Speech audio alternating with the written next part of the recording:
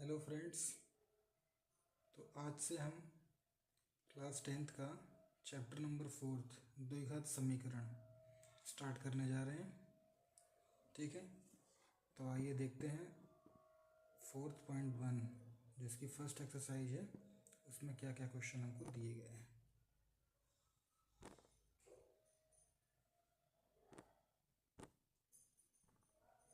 तो फर्स्ट जो क्वेश्चन है वो है, जांच कीजिए कि क्या निम्न द्विघात समीकरण हैं। ये हमको पता करना है। तो सबसे पहले हमें पता होना चाहिए कि द्विघात समीकरण, यहाँ जो बात की जा रही है कि द्विघात समीकरण एक्चुअल में होते क्या हैं। जो द्विघात समीकरण की जो बात हो रही है होते क्या हैं, जैसे कि नाम से ही क्लियर हो रहा है। देखिए, द्विघात का मतलब क्या है, जिसकी अधिकतम घात 2 हो। ऐसा समीकरण जिसकी अधिकतम घात कितनी हो, 2 हो, तो उसे हम कहते हैं द्विघात समीकरण। तो हमें फर्स्ट क्वेश्चन में यही पता करना है कि ये जो दिए गए हमको द्विघात समीकरण हैं या नहीं है। तो आइए एक एक करके पता करते हैं कि द्विघात समीकरण है या नहीं है। देखिए, तो हमारे सामने जो पहला क्वेश्चन है वो क्या दिया है। देखिए, x+1 का whole square is equal to 2 of x-3। Solve कर लेते हैं। यहाँ क्या लगेगा, a+b का होल स्क्वायर। क्या होता क्या है, a+b का होल स्क्वायर होता है हमारा a का स्क्वायर प्लस b का स्क्वायर प्लस 2ab। तो 2ab इज इक्वल टू 2 का अंदर मल्टीप्लाई कर देंगे, क्या हो जाएगा 2x माइनस 2 3 6। क्लियर है। आगे सॉल्व करते हैं। क्या आएगा हमारा x² प्लस 1 का स्क्वायर 1 हो जाएगा, प्लस 2 इंटू 1 1 होता है, तो ये 2x हो जाएगा। सॉरी, 2 इंटू 1 2 होता है, 2x हो गया is equal to 2x minus 6। अब हम जानते हैं कि इस तरफ और इस तरफ ये दोनों प्लस के हैं, सेम साइन है, दोनों क्या होंगे प्लस, तो ये दोनों कैंसिल आउट हो जाएंगे। क्या बचता है हमारे पास, x² प्लस 1 माइनस 6 को इस तरफ लेके आएंगे बराबर के। तो जब भी बराबर के इस तरफ करते हैं तो क्या होता है, साइन चेंज होता है। तो माइनस से क्या हो जाएगा, ये प्लस का 6 हो जाएगा इज इक्वल टू, यहाँ कुछ नहीं बचा तो 0। ये हो गया x² प्लस 6 प्लस 1 क्या होता है 7 इज इक्वल टू 0। देखिए, अब हमको यहाँ दिख रहा है कि इसकी अधिकतम घात कितनी है, 2 ही है। तो ये क्या हो जाएगा, एक द्विघात समीकरण है। तो हम यहाँ लिख सकते हैं कि यह है द्विघात समीकरण है।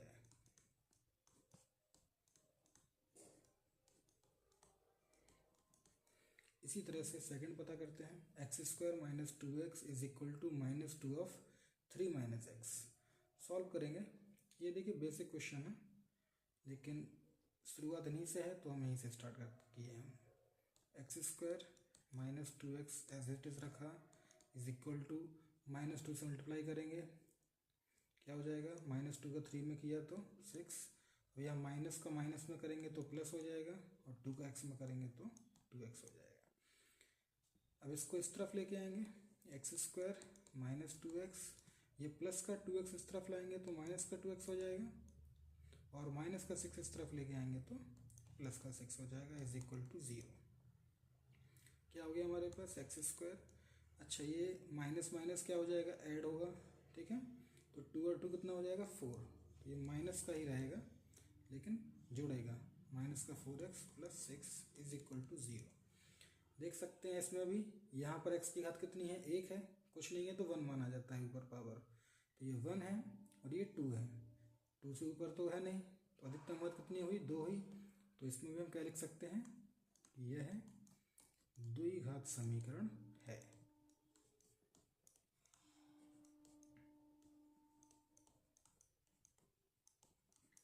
ठीक है। इसी तरह से आइए करते हैं अगला सवाल। देखिए, थर्ड क्वेश्चन हमसे क्या कह रहा है, x minus 2 of x plus 1 x minus 1 of x plus 3। Multiply कर लेते हैं। क्या हो रहा है, देखिए कैसे मल्टीप्लाई करते हैं। पहले यहाँ से एक टर्म का हम इन दोनों में मल्टीप्लाई करेंगे, फिर दूसरे टर्म का दोनों मल्टीप्लाई करेंगे। x का x मल्टीप्लाई करेंगे तो क्या आएगा, एक्स स्क्वायर, एक्स का 1 में करेंगे तो 1x, या फिर उसको x लिख सकते हैं, 1 आगे लिखा नहीं जाता। x का x में करेंगे तो एक्स स्क्वायर, और x का 1 में करेंगे तो x। अब -2 से करेंगे तो -2 का x में करेंगे तो -2x, और -2 का +1 में करेंगे तो माइनस प्लस माइनस होगा, और 2 का 1 में होगा तो 2। बेसिक सा मल्टीप्लिकेशन है, फिर भी मैंने समझा दिया है। इज इक्वल टू, अच्छा x - 1 है, सेम ऐसे ही करेंगे। x का x में किया तो एक्स स्क्वायर हो गया, x का 3 में किया तो 3x हो गया, -1 का x में किया तो माइनस का x हुआ, और -1 का +3 में करेंगे तो प्लस माइनस माइनस, 1 का 3 में किया तो 3। अब यहाँ पे देखिए क्या क्या कट रहा है। देखिए सबसे पहले तो एक्स स्क्वायर से एक्स स्क्वायर कैंसिल आउट हो जाएगा। क्यों? क्योंकि दोनों सेम साइन के हैं और बराबर के, एक इस तरफ है एक उस तरफ है। ठीक है, यहाँ सॉल्व कर लेते हैं। x और 2x कितना हो जाएगा? ये प्लस माइनस क्या होता है? माइनस। तो 2x में से x घटेगा तो क्या बचेगा? x बचेगा। लेकिन साइन हमेशा बड़ी संख्या का आता है, तो x और 2x में बड़ा कौन है? 2x, तो साइन इसमें आएगा माइनस का। अच्छा ये हो गया माइनस का 2 इज इक्वल टू, यहाँ पर कर लेंगे 3x और 4x, एक प्लस एक माइनस, प्लस माइनस क्या होता है? माइनस होता है। तो 3 में से 1 माइनस करेंगे तो कितना बचेगा? 2x बचेगा। और चिन्ह हमेशा बड़ी संख्या का बोला है, तो 3x बड़ा है तो प्लस का ही साइन रहेगा, और माइनस का 3। इन सबको एक तरफ कर लेते हैं। देखिए चाहें तो इन दोनों को उठा के इस तरफ ले आएँ, 2x और -3 को, और चाहें तो x - 2 सॉरी -x - 2 को उस तरफ ले जाएं। क्या हो जाएगा? देखिए 2x वहाँ पहले से है, -3 है, माइनस का x को वहाँ ले गए तो प्लस का x हो जाएगा, और -2 को वहाँ ले गए तो प्लस का 2 हो जाएगा। अब चाहे बराबर आप इस तरफ लगाइए चाहे उस तरफ लगाइए, क्योंकि उस तरफ कुछ बचा ही नहीं है, तो बराबर में 0। और सॉल्व कर लेंगे। ये रहा 2x, ये रहा x, तो कितना हो जाएगा? 3x। ये है माइनस का 3 या प्लस का 2, यानी कि माइनस होगा, 2 में से 1 जाएगा, 1 बचेगा, और चिन्ह आएगा बड़ी संख्या का, तो 3 और 2 में बड़ा 3 है, तो माइनस का 1 हुआ बराबर 0। अब देख सकते हैं कि यहाँ पर पहले x की 2 घात बनी तो थी, लेकिन आपस में कैंसिल आउट हो गई, तो आखिरकार जो आखिर में रिजल्ट आया है उसमें x की पावर केवल 1 है, 2 तो कोई पावर है नहीं, तो इसीलिए इसमें क्या लिखेंगे हम? यह एक द्विघात समीकरण नहीं है, यह एक द्विघात समीकरण नहीं है। ठीक है, फोर्थ क्वेश्चन देख लेते हैं। x - 3 of 2x + 1 is equal to x of x + 5। Multiply कर लेते हैं, सेम जैसे बताया था। x का पहले दोनों में करेंगे, x का 2x में करेंगे तो क्या आएगा? 2x², और x का 1 में करेंगे तो 1x यानी कि x, और -3 का 2x में करेंगे तो माइनस का साइन आएगा, 3 2 6, 6x हो गया, प्लस माइनस माइनस, 3 का 1 में किया तो 3 इज इक्वल टू, x का x में करेंगे तो x², और x का 5 में करेंगे तो 5x। देख सकते हैं यहाँ पर एक तो एक सॉल्व हो जाएगा। अच्छा पहले इन दोनों को उठा के इस तरफ ले आते हैं। ये हो गया 2x², सॉल्व भी कर लेते हैं। प्लस माइनस क्या होता है? माइनस, 6 में से 1 जाएगा तो 5 बचेगा घटाने पे, और साइन हमेशा मैंने बताया बड़ी संख्या का, तो 6x बड़ा है तो साइन माइनस का आएगा, माइनस का 3 हो गया। अब x² बराबर के इस तरफ हम लेके आ रहे हैं, तो साइन चेंज हो जाएगा, प्लस का है माइनस का, और 5x भी प्लस का है तो ये भी माइनस का, कुछ नहीं बचेगा उस तरफ, तो 0 लिख देंगे। अब देखिए 2x² प्लस का है और माइनस का है x², तो प्लस माइनस माइनस करेंगे, 2x² में से 1x² घटेगा तो 1x² बचेगा। साइन बड़ी संख्या का आता है तो 2x बड़ा है तो इसीलिए प्लस का, और x देखिए 5x ये है, 5x ये है, दोनों माइनस माइनस के हैं, माइनस माइनस प्लस होता है, जुड़ेगा, तो 5x और 5x क्या हो जाएगा? 10x हो जाएगा। लेकिन साइन दोनों संख्या किसी का भी लगा लीजिए, क्योंकि दोनों ही माइनस के हैं। ठीक है, तो साइन माइनस का ही आएगा, और ये रहा आपका माइनस का 3 इज इक्वल टू 0। अब देख लीजिए यहाँ पर x की पावर 1 है और यहाँ पर x की पावर 2 है, अधिकतम घात 2 दिख रही है आपको, तो यह एक द्विघात समीकरण है। उम्मीद है अभी तक आप समझ गए होंगे कि किस तरह से पहचानना है कि द्विघात समीकरण है या नहीं। केवल देखने से नहीं बताना है, सॉल्व करने के बाद बताना है कि द्विघात समीकरण है कि नहीं। देखिए इसमें 2 क्वेश्चन और हैं, शायद से 2-3 क्वेश्चन वो भी देख लेते हैं।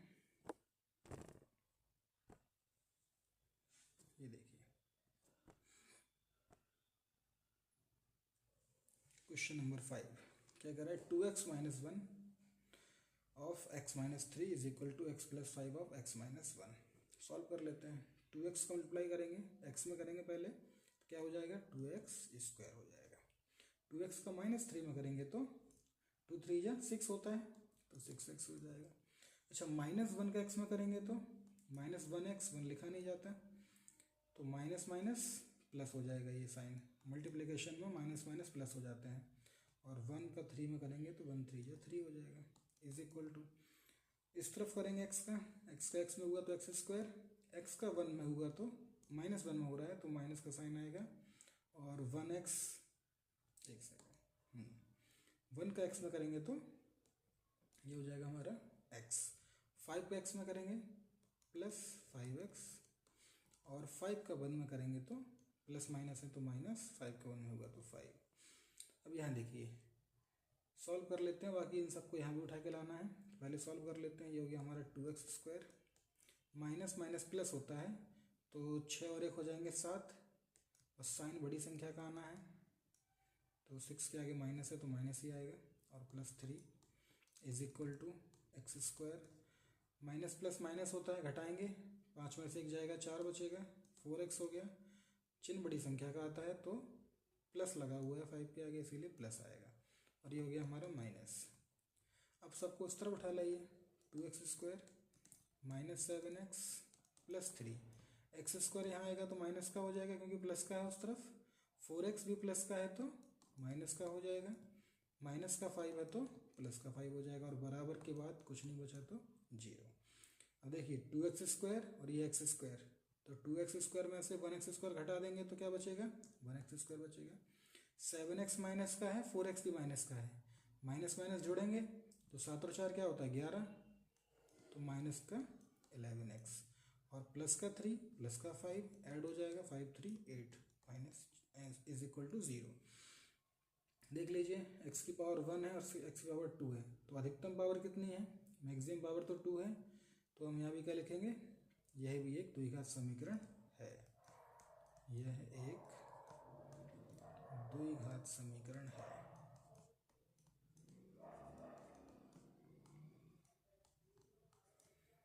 ठीक है, नेक्स्ट 6 क्वेश्चन देख लीजिए। इसका पार्ट था, यहाँ देखिए x square plus 3x plus 1 is equal to x minus 2 का होल स्क्वायर। क्या बचेगा हमारे पास, x square plus 3x plus 1, ये ऑलरेडी सॉल्व्ड है, इसको कुछ नहीं करना है, यहाँ सॉल्व करना है। तो a माइनस बी का होल स्क्वायर, सबको पता ही होगा क्या होता है, a का स्क्वायर प्लस b का स्क्वायर, 2 है तो 2 का स्क्वायर हो जाएगा, माइनस 2ab, तो 2 है, a है, और साथ में हो गया b मतलब यहाँ पे 2 है, मल्टीप्लाई हो जाएगा तीनों का। यहाँ देखिए x square plus 3x plus 1, इस तरफ बात करें तो एक्स स्क्वायर, 2 का स्क्वायर 4 होता है, माइनस और 2 2 4, 4x हो गया। अच्छा, फिर यहाँ देखिए एक्स स्क्वायर इस तरफ भी, एक्स स्क्वायर उस तरफ भी, ये भी प्लस का ये भी प्लस का, तो कैंसिल आउट हो जाएंगे। अच्छा, 4x को यहाँ ले आइए, यहाँ पर 3x है, 4x इस तरफ आ गया तो प्लस का 4x, 1 यहाँ पर ऑलरेडी है, 4 को इस तरफ लेके आएंगे हम तो प्लस से माइनस का हो जाएगा, इज इक्वल टू 0। 3x और 4x क्या होता है, 7x होता है, माइनस 4 में से 1, माइनस 4 में से प्लस का 1 घटेगा, प्लस माइनस माइनस होता है, तो 4 माइनस 1 कितना हो जाएगा 3, और साइन हमेशा आता है बड़ी संख्या का, जोड़ने घटाने में हमेशा चिन्ह बड़ी संख्या का ही आता है, तो 4 बड़ा है तो माइनस का साइन आएगा, इज इक्वल टू 0। देख लीजिए, ऐसे लग रहा था कि इसकी पावर 2 है तो द्विघात समीकरण होगा, लेकिन वो कैंसिल आउट हो गया, पावर एक ही बची है, तो ये द्विघात समीकरण नहीं है, यह द्विघात समीकरण नहीं है। उम्मीद है तक समझ गए होंगे। वैसे इसमें 2 क्वेश्चन और दिए हैं, चलिए उन 2 को और देख लेते हैं। इस फर्स्ट क्वेश्चन में टोटल 8 क्वेश्चन हमको दिए थे। देखिए 7 क्वेश्चन क्या कह रहा है,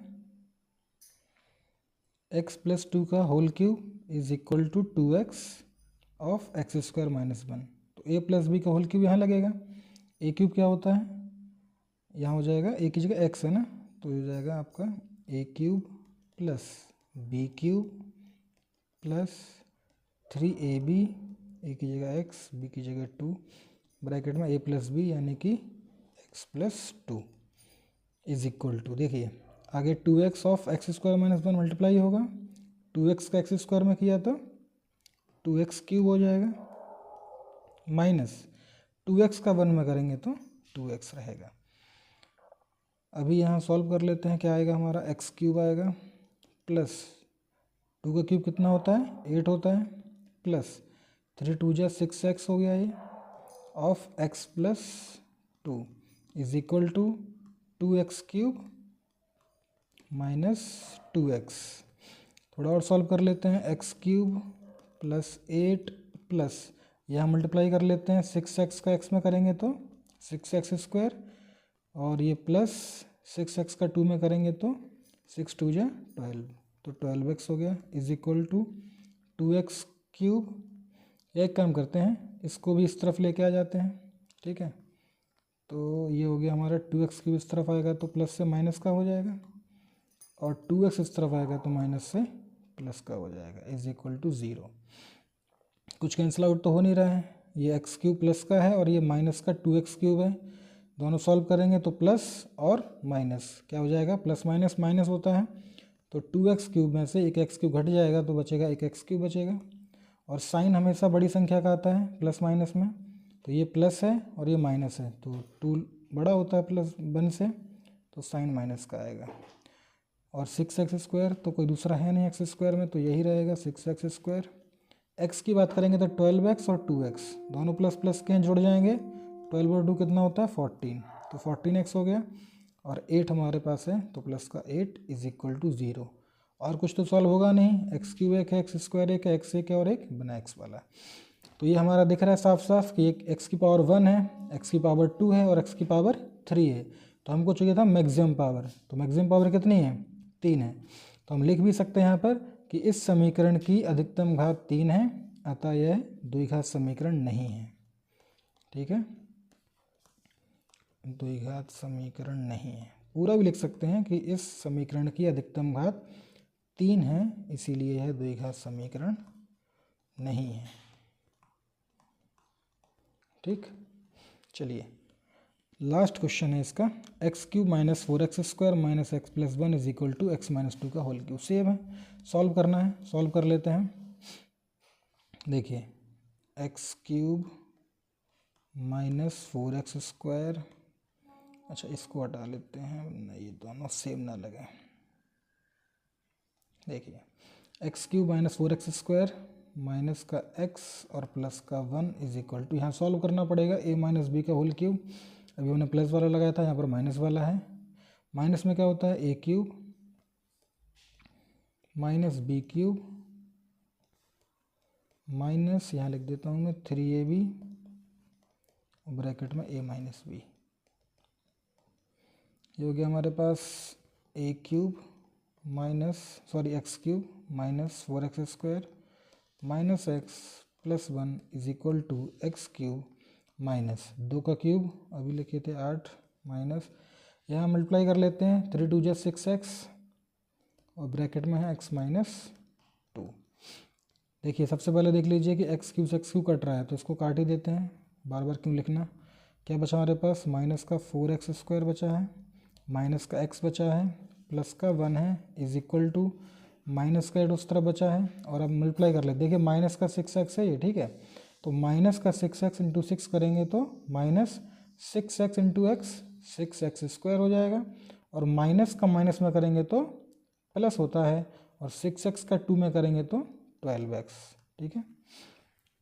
बाकी सबको यहाँ उठा के ले आइए, 6x स्क्वायर माइनस का है, इस तरफ आएगा तो प्लस का हो जाएगा, ठीक है, और एक माइनस का 4x स्क्वायर यहाँ पर पहले से है, लाइन से लिख रहे हैं कोई दिक्कत नहीं, ऐसे भी लिख सकते हैं।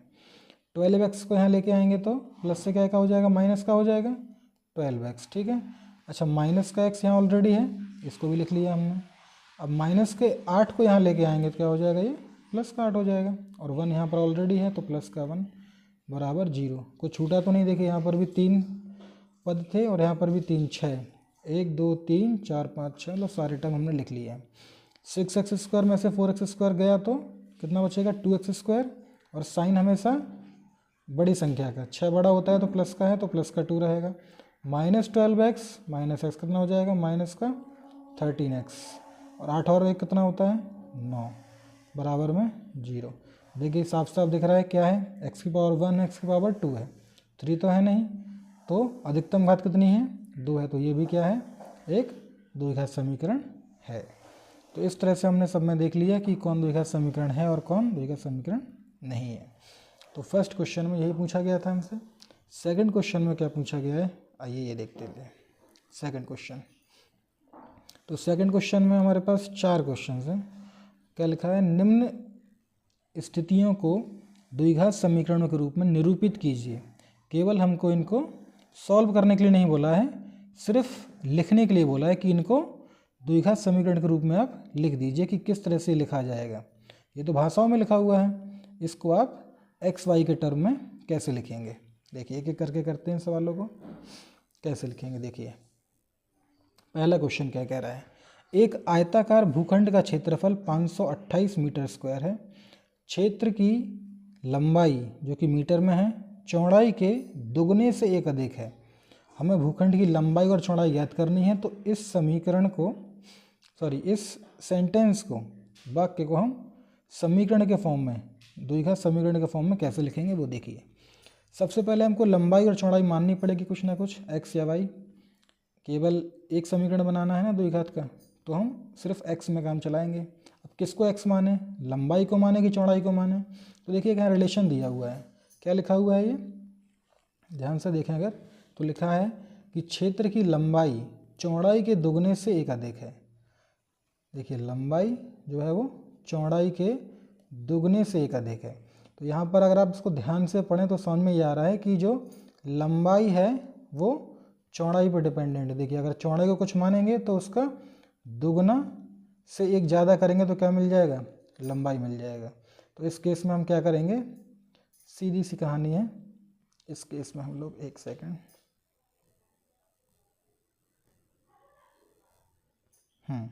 इस केस में हम चौड़ाई को x मान लेंगे। देखिए लंबाई को x मत मानिएगा, चौड़ाई को x मानना है। क्यों, क्योंकि अगर चौड़ाई को हम x मान लेंगे, देखिए माना चौड़ाई बराबर x, तो लंबाई कैसे निकलेगी, बड़े आसानी से। देखिए उसमें खुद ही लिखा हुआ है कि लंबाई क्या है, लंबाई जो है वो चौड़ाई के 2 गुने से एक ज़्यादा है। चौड़ाई कितनी है, x है, तो इसके 2 गुने से, ये 2 गुना हो गया, इसका 1 ज़्यादा है, तो लंबाई कितनी हो गई, 2 × x कितना होता है, 2x + 1। तो दोनों लिख गए। अगर हम लंबाई, अगर देखिए इसमें गलती से अगर हम चौड़ाई को मान लेते ना, लंबाई को x मान लेते तो फिर चौड़ाई निकालने में दिक्कत होती, ये आसानी से लिख जाएगा। ठीक, अब हमको आगे क्या बोल रहा है कि आयताकार, यानी कि एक आयत की बात हो रही है, और आयताकार भूखंड का क्षेत्रफल हमको दिया है, और हम जानते हैं कि आयत का क्षेत्रफल होता कितना है। अगर हम देखें यहाँ पे आयत का क्षेत्रफल, एरिया क्या होता है इसका, तो सबको पता है लंबाई गुणा चौड़ाई होता है, लंबाई गुणा चौड़ाई। अब एरिया हमको दिया हुआ है कितना, 528 मीटर स्क्वायर। अच्छा मीटर स्क्वायर में है तो इन सबको भी हम मीटर में ही मान लेते हैं। ठीक है, ये मीटर में हो गया और ये भी मीटर में हो गया। क्षेत्रफल हमको दिया है 528 metre square is equal to, लंबाई हमने कितनी ली है, एक सेकेंड, अब देखिए ये गलती से लिख गया। देखिए लंबाई हमने क्या ली है, 2x + 1, तो ये हो गया हमारा 2x + 1, और चौड़ाई हमारी कितनी है, x है। देखिए यहाँ से सॉल्व करिए, x को मल्टीप्लाई करिए तो 2x में x का हो जाएगा, कितना हो जाएगा, 2x², और x का 1 में हो जाएगा तो x बराबर, इस तरफ लगाइए चाहे इस तरफ लगाइए, बात एक ही है। कितना लगा, 528। चाहे तो आप इसको इस तरफ भी ले आइए, तो 2x² + x, 528 इस तरफ आएगा तो माइनस का हो जाएगा, तो माइनस का 528 और बराबर में 0। ये देखिए ये क्या बन गया, एक द्विघात समीकरण। किस फॉर्म में है ये, ax² + bx + c = 0। और ये क्या होता है, ये होता है हमारा द्विघात समीकरण का मानक रूप। कंपेयर कर लीजिए, इसी फॉर्म में लिखा है। तो हमसे यही बोला गया था कि इस स्थिति को द्विघात समीकरण के रूप में निरूपित कीजिए। तो ये हमारे इस तरह से निरूपित हो गया। चलिए इस तरह से देखिए दूसरा क्वेश्चन देखते हैं। दूसरे क्वेश्चन में क्या कहा गया है, ये देखिए सेकंड क्वेश्चन। दो क्रमागत धनात्मक पूर्णांकों का गुणनफल 306 है। हमें पूर्णांकों को ज्ञात करना है। कितने पूर्णांक हैं? दो हैं, जो कि क्रमागत धनात्मक पूर्णांक हैं। तो सबसे पहले एक बात ध्यान रखिए कि जब भी क्रमागत पूर्णांक की बात करें, धनात्मक है मतलब माइनस की बात तो हो नहीं रही है, सिर्फ धनात्मक यानी पॉजिटिव इंटीजर जिनको बोलते हैं इंग्लिश में, उनकी बात हो रही है। देखिए जब भी क्रमागत धनात्मक पूर्णांक मान्य हो तो आप हमेशा क्या मानेंगे, देख लीजिए मैं लिख देता हूँ। माना दो क्रमागत, ये वर्ड इम्पोर्टेंट है। जब भी क्रमागत पूर्णांक हमको मानने हो, जब क्रमागत संख्याएं हमको माननी हो तो हमेशा क्या मानेंगे, एक x और उसके नेक्स्ट मतलब x प्लस 1। 3 बोलेगा तो x प्लस 2 और आ जाएगा, 4 बोलेगा तो x प्लस 3 भी आ जाएगा, इस तरह से। ठीक है, यहाँ ध्यान दीजिएगा कि ये केवल क्रमागत है। अगर बोल देगा सम संख्या या सम पूर्णांक बोल देगा तो अलग हो जाएगा।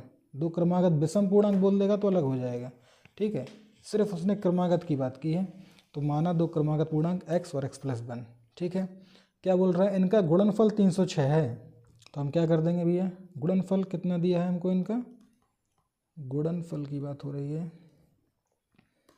306 दिया है। गुणनफल कर देते हैं, x और x प्लस 1 का गुणनफल हमको 306 दिया है। गुणा कर देते हैं x स्क्वायर, x का 1 होगा तो x, 306 को आप यहाँ ले आइए इज इक्वल टू 0। फिर देखिए किस फॉर्म में आ गया ये, ax square plus B x plus C is equal to 0, जो कि क्या है, द्विघात समीकरण का मानक रूप है।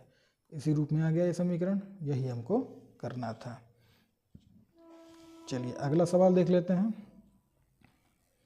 दो सवाल इसमें और हैं, दोनों देख लेते हैं फटाफट से। थर्ड क्वेश्चन कह रहा है रोहन की माँ उससे 26 वर्ष बड़ी है। उनकी आयु वर्षों में का गुणनफल अब से 3 वर्ष पश्चात 360 हो जाएगा। हमें रोहन की वर्तमान आयु ज्ञात करनी है। तो जिसकी ज्ञात करनी है उसी को आप x मान लीजिए। और यहाँ भी देख रिलेशन दिया है कि रोहन की माँ उससे 26 वर्ष बड़ी है। तो अगर हम रोहन को x मान लें, देखिए माना रोहन की आयु,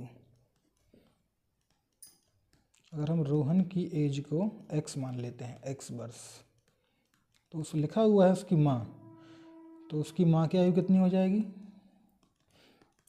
उससे 26 साल बड़ी है तो x प्लस 26 ईयर्स।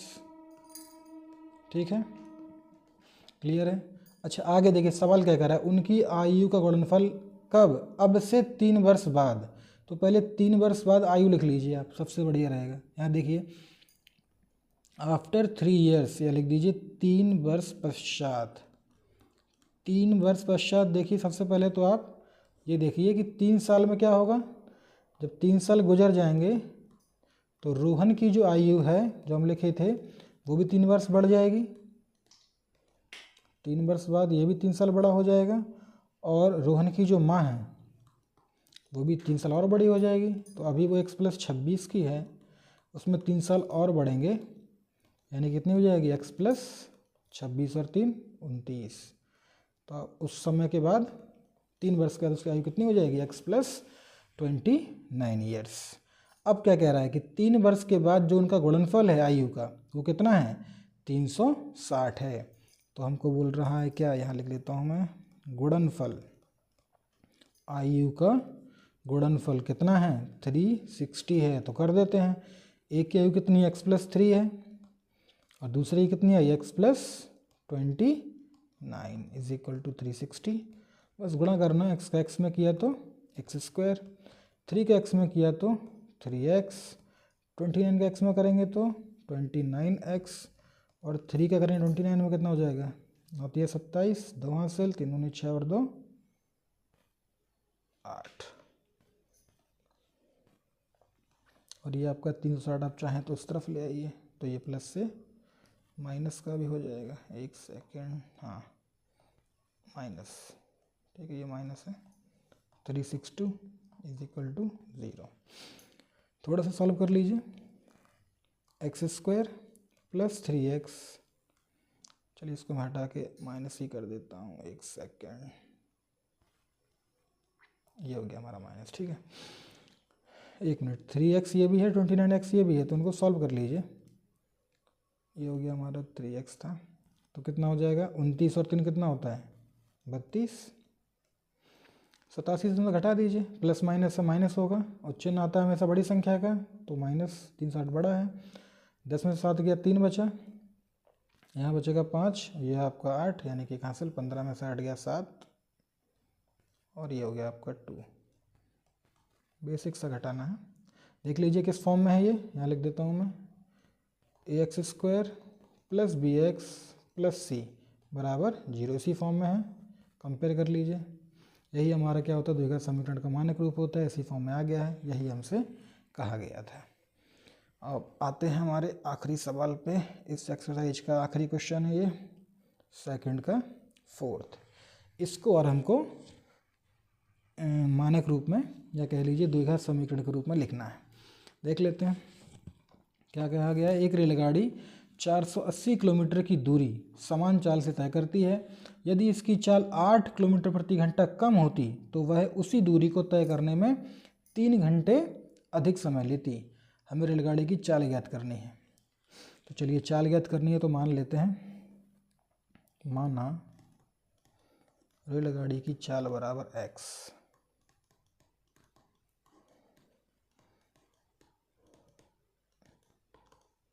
और बात चल रही है किलोमीटर प्रति आवर पर आवर में, तो x kmph हम इसको मान लेते हैं, किलोमीटर पर आवर। ठीक है। अच्छा देखिए चाल है x किलोमीटर, डिस्टेंस तो वही है 480 की, डिस्टेंस यानी कि दूरी, दूरी कितनी है 480 किलोमीटर। तो यहाँ से आप एक काम करिए, पहले आप इसका समय निकालिए कि अभी ये समय ले कितना रहा है। तो समय हम सभी जानते हैं कि एक बेसिक सा फॉर्मूला होता है चाल, दूरी और समय का, चाल बराबर दूरी बटे समय, है ना। तो चाल कितनी है हमारी x है, दूरी दी गई है हमको कितनी 480, समय हमको निकालना है, समय को हम चाहें तो यहाँ पर t लिख सकते हैं या समय को समय ही लिख देते हैं। समय को यहाँ भेजेंगे, x को यहाँ भेज देंगे, तो समय कितना आ गया, समय आ गया हमारे पास 480/x। ये किस में आएगा, मिनट मिनट में आएगा कि घंटे में आएगा, तो घंटे में आएगा क्योंकि ये kmph था ना, किलोमीटर प्रति घंटा, तो ये भी किलोमीटर प्रति घंटा, ऐसे इतने घंटे लगेंगे 480/x। ये तो हो गया पहली बात जो हमने आगे सॉल्व करी। अब वो क्या कह रहा है, यदि इसकी चाल को हम 8 किलोमीटर पर आवर कम कर दें तो डिस्टेंस को तय करने में 3 घंटे भी कम लगेंगे, ऐसा इनका कहना है। थोड़ा सा इसको हम, थोड़ा सा लेंदी हो रहा है, बस कुछ नहीं है, केवल भाषा ही लंबी हो रही है, बाकी है तो इजी। चाल का फॉर्मूला हमको आता ही है, चाल दे के हमने समय निकाल लिया। अब वो चेंज कर रहा है कि इसकी चाल को हम 8 किलोमीटर प्रति घंटा कम कर दें, है ना। एक सेकंड में इसको बड़ा कर लेता हूँ। देखिए यहाँ कर देता हूँ दूसरा केस, ये तो पहला केस हो गया, ठीक है, यहाँ बगल में कर देता हूँ सॉल्व। दूसरा केस क्या है कि उसने चाल को कम कर दिया, है ना। तो चाल क्या हो गई हमारी, अभी x थी 8 कम कर दिया तो माइनस में 8 हो जाएगी। अब चाल हमारी ये है, ठीक है। डिस्टेंस तो वही रहेगी, उसी दूरी की बात कर रहा है, तो डिस्टेंस तो वही है, अभी भी दूरी कितनी है, दूरी तो वही है 480 किलोमीटर। अच्छा समय हम फिर से निकाल लेते हैं, वही सेम फार्मूला, चाल बराबर दूरी बटे समय, है ना। Speed is equals to distance upon time. तो स्पीड कितनी है, चाल कितनी है, x - 8 है, इज इक्वल टू डिस्टेंस 480 है, और टाइम हमको निकालना है, फिर वही कहानी, ये यहाँ जाएगा तो ये यहाँ आ जाएगा। तो टाइम कितना है हमारे पास 480/x - 8, ये टाइम है, समय की बात हो रही है, ठीक है। यहाँ से समय निकला और ये एक समय ये है और एक ये है। देखिए पहले लग रहा था हमको 480/x घंटे, और अब हमको लग रहे हैं 480/x - 8 घंटे। तो वो कह रहा है कि 3 घंटे अधिक लग रहे हैं। कब, अब जब हमने चाल कम कर दी तो हमको 3 घंटे अधिक लग रहे हैं। तो हमको इसको देखिए लिखेंगे कैसे, समझिए ज़रा, एक सेकेंड। ये देखिए, अच्छा तो ये एक सेकंड में पढ़ लेता हूँ पहले कि लिखा क्या है। तो दूरी को तय करने में 3 घंटे अधिक लगते हैं। देखिए दोनों का डिफरेंस कितना है, 3 घंटे का है। तो अब 3 घंटे कम लग रहे हैं, मतलब पहले ज़्यादा लग रहे थे, तो ये वाला चीज़ ज़्यादा है और ये कम है। देखने में नहीं लग रहा है क्योंकि एक्स के मामले में है ना, लेकिन उसने बोला है तो हम करते हैं। देखिए क्या करेंगे, 480 अपॉन एक्स माइनस कर देंगे 480 अपॉन एक्स माइनस 8। दोनों को हमने घटा दिया, कुछ नहीं किया है। एक टाइम ये था और एक टाइम ये है, दोनों को माइनस कर दिया। डिफरेंस कितना बोल रहा है, 3 घंटे का बोल रहा है, तो बराबर में 3। ठीक है, देखने में कठिन लग रहा है लेकिन इतना कठिन है नहीं। देखिए सिंपल सा है। आपको अगर कठिन लग रहा है तो आप 480 को बाहर निकाल लीजिए और चाहे तो डायरेक्ट सॉल्व कर लीजिए। देखिए क्या होगा, क्या होता है, दोनों अलग अलग हैं तो दोनों मल्टीप्लाई में आ जाएंगे, एक्स भी आ जाएगा और एक्स माइनस 8 भी आ जाएगा। इसका मल्टीप्लिकेशन यहाँ पर होगा और इसका यहाँ पर होगा, कर दीजिए। 480 का एक्स में करेंगे कितना होगा, 480 एक्स होगा, और 480 का माइनस 8 में करेंगे तो माइनस 8 से ही तो गुणा करना है। 0 8 अट्ठे 64, 6 हासिल, 4 अट्ठे 32, 32 और 6 कितना होता है, 38 होता है। हो गया। माइनस 480 का यहाँ पर एक्स में करना है तो माइनस का 480 एक्स यहाँ पर हो गया, और इज इक्वल टू में 3 चल ही रहा है। अब यहाँ देख लीजिए सिंपल है, ये प्लस का 480 एक्स है और ये माइनस का 480 एक्स है, दोनों आपस में कैंसिल आउट हो गए। ऊपर क्या बचा, माइनस का 3840 इज इक्वल टू, ये 3 यहाँ पर है, ये कहाँ चला जाता है, बगल में। ठीक है, ये बटे में है तो इस तरफ गुणे में चला जाएगा, तो 3 है, यहाँ पर x भी है तो 3 हो गया और x है और साथ में x माइनस 8 है। गुणा कर लीजिए, सवाल सॉल्व हो गया। देखिए 3x का x में करेंगे तो 3x स्क्वायर, 3x का माइनस 8 में करेंगे तो 8 3 24 होता है तो 24x, और ये इस तरफ गया जाएगा तो माइनस से प्लस का हो जाएगा 38 40। चाहे तो बराबर यहाँ लगाइए, चाहे यहाँ लगा के 0 लिख दीजिए। बात देखिए, देखिए किस फॉर्म में आ गया, ax square plus bx plus c बराबर 0, उसी फॉर्म में आ गया। देखिए तो ये हमारा हो गया द्विघात समीकरण के फॉर्म में। तो शायद से इतने ही क्वेश्चन थे, एक बार देख लेते हैं कोई क्वेश्चन बचा तो नहीं है, नहीं बचा है, बस इतने क्वेश्चन तो ये हमारी 4.1 जो एक्सरसाइज थी वो हमने आज सॉल्व कर ली। ठीक है, अगले वीडियो हम करेंगे 4.2 एक्सरसाइज को। ठीक है, तब तक आपको वीडियो कैसा लगा वो कमेंट में ज़रूर बताइएगा, अच्छा लगा हो तो लाइक कर दीजिएगा। Okay, thank you.